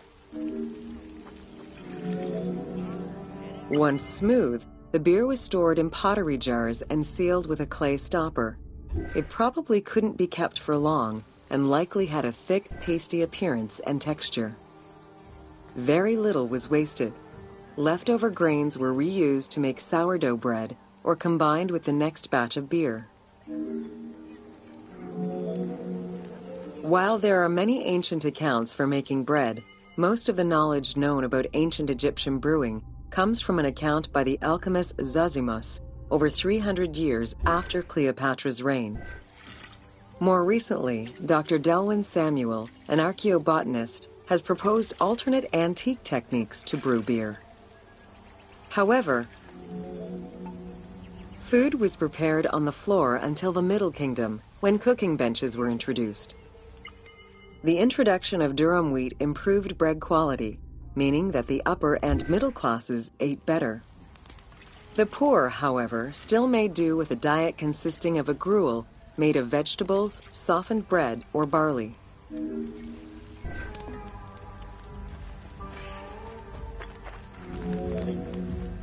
Dough was kneaded by hand or foot, and when sufficiently blended, additional items were added, such as fruits, nuts, honey, and spices. To leaven the bread, they added sourdough or leaven from beer brewing. Ovens were circular or beehive-shaped and made with clay or brick. If there was no oven at all, a bread maker used the hot sand to bake flatbread, a technique still in use by some Berbers today. Ancient Egyptians always had to fight off the omnipresent sand particles that were blown towards them. Despite their best efforts, sand regularly made its way into their food. Additionally, particles from the grain-grinding stone tools and ovens they used also contributed to attrition and prematurely worn teeth. The team tried to portray this through toothache animations and commoners sweeping sand off.